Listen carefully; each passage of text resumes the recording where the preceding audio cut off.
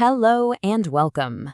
October 2025 has been, well, a month of some pretty major shifts all around the globe. We're going to break down all the key moments you need to know about, everything from major political shakeups to some pretty incredible technological leaps. Seriously, we're seeing big moves in global politics and the economy, and yeah, even on the battlefield. So, what's actually going on? And maybe more importantly, why should you care? Let's dive right in. So, we're kicking things off with two really different stories about what it means to lead. One is about starting a whole new chapter after you've held power, and the other is about the fight to even get there in the first place. First up, we're looking at two leaders who are taking very different paths right now. One is getting this incredible recognition for a lifelong fight for democracy, while another is stepping off the political stage and jumping straight into the world of AI. This is just a huge moment of recognition for Maria Corina Machado. If you've followed Venezuelan politics, you know she's been a central figure in the opposition movement for years. She's been an incredibly vocal critic of the government and a leading voice pushing for free and fair elections, often at great personal risk. And you know, the Nobel Committee's own words really say it all. They point directly to her absolute commitment to a non-violent struggle.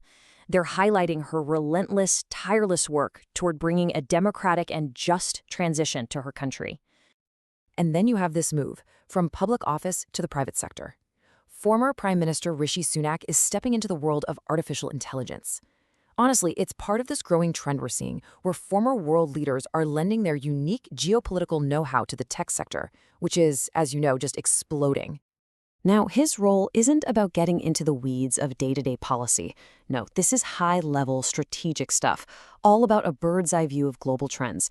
And it's also really worth noting, his earnings are going straight to a charity that's focused on education and math skills. Okay, so let's shift gears a bit. We've talked about political leadership, but what about the world of finance and corporate strategy? We're seeing some brand new faces taking the helm at some really critical institutions. Next up, we're diving into some key appointments in the financial world. And we're starting with a pretty major change at one of the world's most important central banks. Over in India, the Reserve Bank has a new executive director. Her name is Sonali Sengupta, and she is taking on this role bringing, and I mean this, a massive amount of experience to the table. And that number right there, that represents nearly 3 decades of experience. Just think about that. She's worked across banking regulation, financial inclusion, supervision. She is a true veteran in her field, and she's stepping in at a really crucial time for the global economy. Meanwhile, in the corporate world, there's a big leadership transition going on at Castrol, India. The current managing director, Kedar Lele, is officially stepping down at the end of December. Says he's off to pursue some new opportunities. So, stepping in as the interim CEO is Saugata Basuray, and get this, he's a total company veteran. He's been with Castrol since 1999. This whole move is really designed to make sure there's a super smooth handover when he officially takes the reins in January 2026. Okay, so beyond just individual leaders, October also brought us some really significant moments of national achievement. And we saw this both in cutting-edge technology and in the world of sports.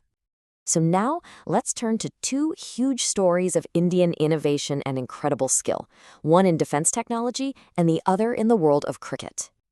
Okay, this is a huge deal. The delivery of this first Tejas Mk1A jet, it marks a massive step forward for India's goal of self-reliance in defense manufacturing. It's a completely homegrown, cutting-edge piece of military hardware. And this thing is absolutely packed with advanced tech. We're talking a state-of-the-art AESA radar, which lets the pilot track multiple targets with just pinpoint precision. And it's got a powerful electronic warfare suite that's designed to jam enemy signals. It's a serious leap in capability. And from the skies to the cricket pitch, this number right here, it represents a truly historic moment for one of India's biggest sports stars. Jasprit Bumrah has absolutely cemented his legacy. He became the first Indian fast bowler ever to play over 50 matches in all 3 international formats of the game. That's just an incredible testament to his skill, his endurance, and his versatility. And finally, let's take a look at how nations are collaborating on the world stage, and also how one country is celebrating its own incredible cultural achievements right at home.